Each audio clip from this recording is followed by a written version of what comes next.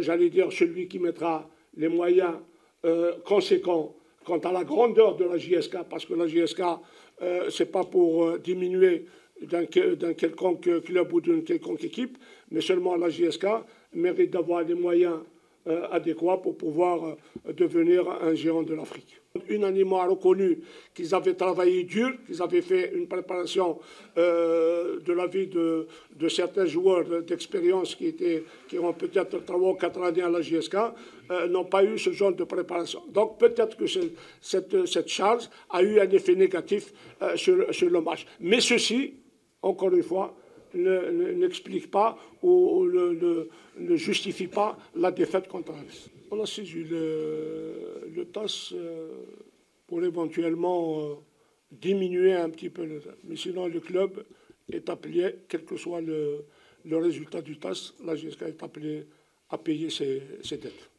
Donc aujourd'hui, ce qui me chiffonne un petit peu, c'est que nous venons avec un projet. Nous venons avec une autre méthode de travail. Nous venons avec une autre stratégie. Cette stratégie a été acceptée et adoptée par tout le monde au début de saison.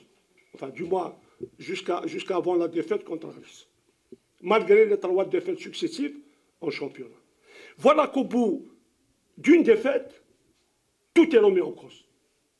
Tout est remis en cause. C'est comme si cette défaite-là a fait ressurgir les démons qui dormaient dans je ne sais où et qui, voilà, tout d'un coup, hop, c'est plus Miller qui est bon, c'est plus Aïboud qui est ceci, c'est plus cette équipe qui est bonne. C'est tout le projet en lui-même a été cette défaite. Nous l'avons perdue sur le rectangle vert, comme nous l'avons si bien dit à la direction, à commencer par M. Miller. Nous demandons à ce qu'il n'y ait pas d'autres subterfuges pour qu'il y ait des combis. Moi, l'exemple d'Aurélis, par exemple, aujourd'hui, est à méditer. Je dis bien, il est à méditer. Nous avons été reçus royalement par les autorités, par la population, par les joueurs. On nous a même donné leur propre vestiaire. Leur propre vestiaire, ils l'ont donné à la JSK.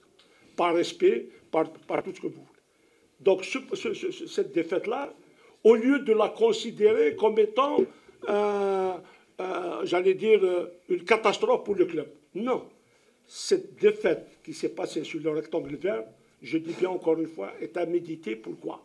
Parce que nous avons notre slogan, nous avons dit, il faut éviter qu'il y ait des coulisses, qu'il y ait des subterfuges, il faut que ça se passe sur le rectangle vert.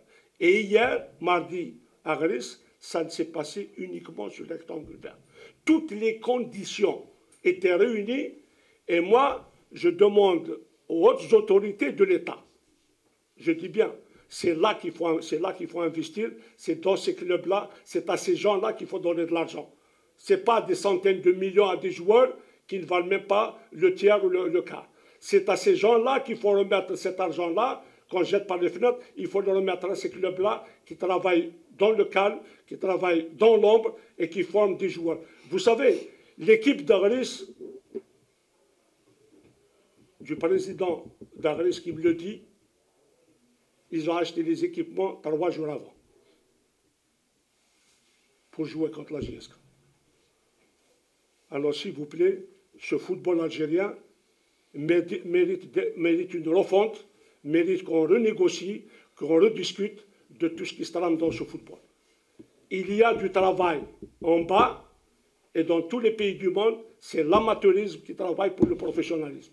Malheureusement, ici, c'est l'inverse. La JSK ne joue aucun rôle politique. Si vous avez un exemple, je vous invite à le donner tout de suite, ici devant tout le monde. Si vous avez un avis, plutôt, si vous avez quelque chose qui vous dit ce que vous avez entendu, parce que je suis sûr que ce qu'on vous a dit, soit vous l'avez confirmé, soit vous l'avez infirmé. Donc, si vous avez des exemples concrets sur cette position que la JSK a fait des trucs de déplacement politique, je vous invite à les donner ici devant la télévision.